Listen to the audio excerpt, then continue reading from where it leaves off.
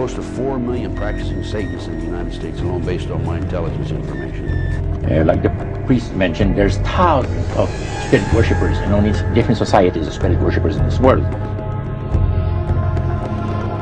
Most people don't know the Order of Skull and Bones at Yale is simply one chapter in a larger global organization known by many as the Illuminati. Its symbol is a skull and crossbones and the number 322. Skull and Bones is the name used by the uninitiated or non-members. The true name of the organization is the Order of Death or the Order of the Death's Head. George Bush and John Kerry have both been initiated the same way. They swore an oath to the tomb, to the Order of Death above all others, and to wage eternal war against all of humanity. The society was actually founded on the Yale campus in the year 1832 by a General Russell, who modeled it upon German lodges of Freemasonry that used a lot of death's head imagery, skulls, skeletons, coffins, that sort of thing. The group's heavily fortified home. From their perch, Rosenbaum and his cohorts taped the tomb's courtyard. What they captured, they say, was initiates, known as neophytes, being forced to kiss a skull, then members performing a mock killing.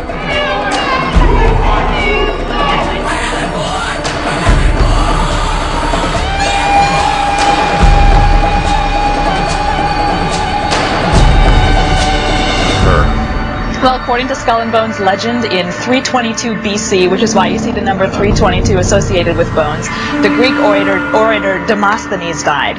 When he died, the goddess Eulogia, whom Skull and Bones calls the goddess of eloquence, arose to the heavens, and she didn't happen to come back down again until 1832, when Russell formed Skull and Bones. So now everything in the society is done in deference to this goddess. They have sacred anthems to her, they have a shrine to her, and they're supposedly encouraged to go steal things and bring them back to her in the tomb.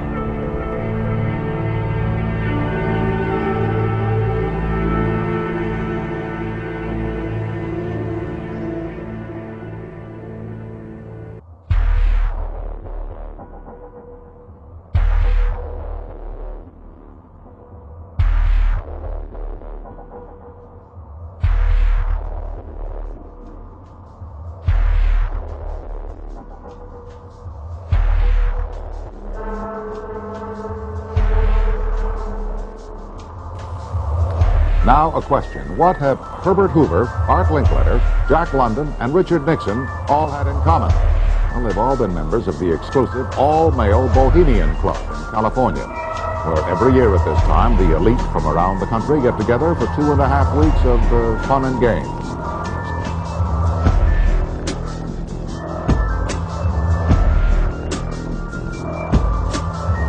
There's quite a sight to see presidents dressed like Ku Klux Klan members, right? And they're standing in front of a big open pit of fire, and behind them is about a 25-foot owl.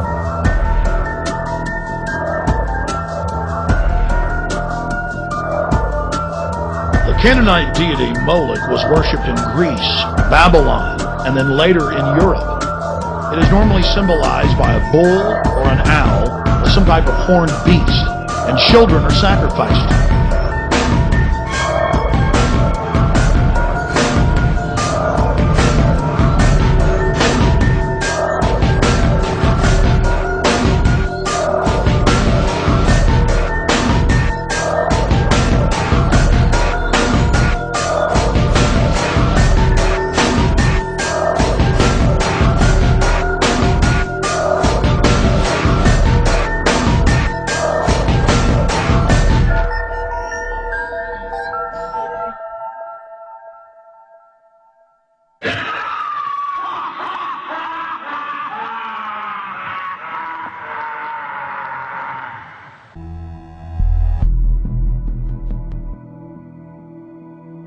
one of the most influential secret societies spawned by the Bavarian Illuminati is the Order of the Golden Dawn. It was founded in 1887 by a Freemason, William Wynne Westcott, who claimed to have deciphered a coded alchemical script containing initiation rituals of a secret German occult order called Die Golden Damerung. Westcott already had plenty of experience conducting occult rituals. In 1865, he had helped establish a Masonic order called the Societas Rosicruciana, inspired by the Jewish magic of the Hebrew Kabbalah.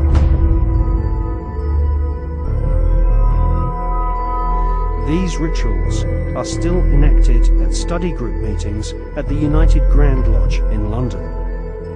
For many years, held its meetings at the London headquarters of the Mark Masons.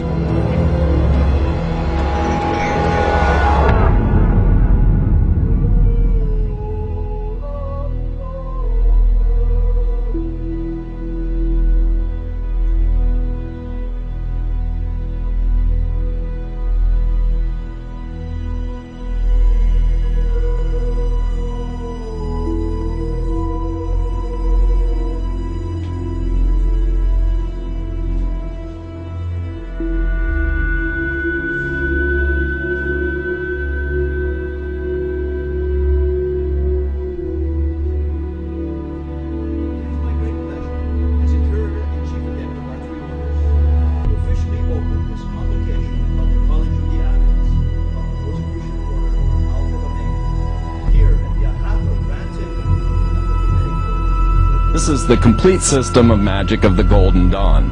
Now, that is one of the magical organizations that Aleister Crowley was a member of and then became leader and left.